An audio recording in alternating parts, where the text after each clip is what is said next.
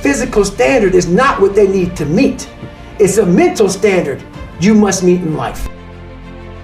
High margins come from high human needs being met. You will never learn from people if we always tap dance around the truth. Everything I didn't want to do is what got me to where I'm at today. What if I can become someone that no one thinks I can be? And just me talking about that, I have the hair going up on my arms. Mental toughness isn't something that you sample. It's something that you live in every day. Everybody's got a story. We don't share it on social media. We share our nice life on social media. We all have a dungeon. I'm just willing to talk about mine. Yeah. Most of us aren't willing to talk about it. Whenever hardness comes, and you don't know what it is, it may be different for you than it is for me, but you go back to your insecurities. And then when you go back to your insecurities, you then look for comfort within those insecurities. And we all look for that cookie that your mom used to give you when you were sad, when you were sick. We look for our wife or our husband. We look for comfort. It's in those moments you must retrain your mind to think differently. When you really sit back at your life and you're in that dark room and you're looking at where you started from and you tell yourself, dog, man, my mom is this way, my soon-to-be stepdad got murdered, my dad beat the shit out of me, I can't read and write to save my soul, I've lied about it to everybody, I've cheated on all these tests. My God, man. And then you put a goal in your mind. How are you gonna feel, man, when you accomplish this goal coming from that shit? Coming from the hell you came from? A lot of people start from a good starting point. They have a good foundation. What if you can surpass all of these? What if everybody who was way up here started up here, and you started with no legs. You had to grow legs to even start walking, and then crawling, and then running, and then you start passing people with all this given to them. I had to use all this negative that was making me weak and horrible as a person. I had to use this as the power that now fueled me. I had to flip it on its head and say, hold up. This might be exactly what I need. The darkness is exactly what I need. It's how you look at your situation. And I was looking at it all f***ed up. Our mind wants to protect us. The mind is like, honestly, it has a tactical advantage over us. It knows our deepest, darkest fears or insecurities. It knows where we start to feel, we start getting that doubt creeping that says, hey man, you know what, man, maybe this isn't good. Let's go back home to the wife. Let's go back home to the kids. This is not comfortable. So in that moment, the mind directs us. It's a protective mechanism. It saves us from doing bodily harm, or it really saves us from discovering that the mind's like, I want to be in charge of you. I don't want you to be in charge of me. So it tells you, let's just stop right here.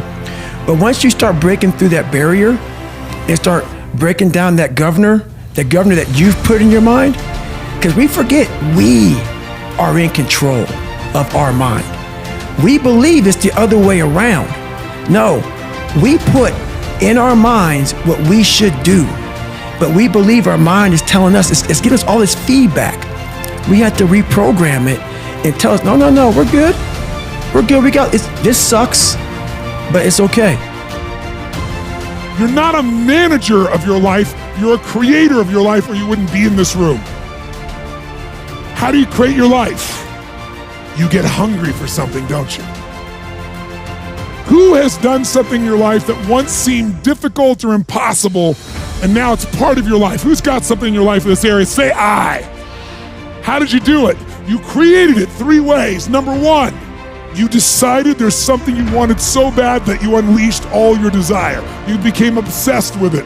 If it was a business or a car or a relationship or a transformation in your body, if there's something you once envisioned and now it's real, it's because you didn't just envision it, you brought so much emotion to it that now it's in your life. It was once a dream, it was once a goal, and now it's in your life. How many have something like that in your life now? Say I. You may take it for granted now. Hopefully not. But it was once just a vision. It may have seemed impossible at one time. So how did you do it? You started with a concrete vision of what you wanted, and you focused on it continuously, didn't you? Wherever focus goes, energy flows. You envisioned something, you got clear about it, and then you started thinking about all the reasons why you wanted it. You got excited about it. Said, this is what's next for me now. I want this. You may have dreamed about it, thought about it, talked about it. But when you focus on something continuously, something magical happens. You get insights, don't you? You overhear a conversation and you hear something you wouldn't have heard if you didn't have that outcome or goal that you wanted so badly. Who's ever come up with something, obsessed about it, didn't even know how to do it, and it just happened and it came together? Who's had that experience? Say I. So why don't we tap into that power now for your business and life? In this day and age with so much going so fast and everybody wants to keep everything going, everything up and everything, I want to be the greatest multitasker of all time. Not me. If I put my 100% into what's in front of me, I will destroy it. If I'm out here just multitasking, I'm going to half-ass everything I do. So it is the most important thing in the world to me, is being focused at the task at hand. It doesn't go from like one morning I'm this way, next morning I wake up and presto, 5 steps to greatness. No, it ain't that, brother. You read my book, this is hard work. It's every day, like right now. I had to be honest with you, man. I'm even shaking right now being on this show. I'm a big time introvert. How you address it is you face it. You face it every day. You face it every single day of your life. Where you say, okay, like if you're fat and you need to lose weight, it's patience. It's patience in this fact of accepting who you are right now. I'm fat, I don't like myself. Accepting the fact that if you lose 3 or 4 pounds, that's a huge accomplishment. You have to live in your own world. You cannot judge yourself. That's why social media and all these things are horrible. You can't judge yourself off of the so-called competition that we have made up in our mind. The things that how people look, how people act, how smart someone is. This is a race that you run completely alone. And you're all by yourself. I had tons of sticky notes all over my mirror. It wasn't like be better than John or be as fast as whoever. Okay, David, yesterday you did this. Today, our next goal for the week is this. So I had a year goal, weekly goals, daily goals, hourly goals, and the big goal was I lied a lot growing up. I wanted to be accepted. One goal was, let's go one day without lying. Let's go one day, and then when I would lie to somebody, I would say, hey man, I had to go back now and apologize, hey man, I lied to you. You know how hard it is to go back to somebody and say, I lied to you? Hey man, you know what? Back there, I lied to you, dude. I was really jacked up.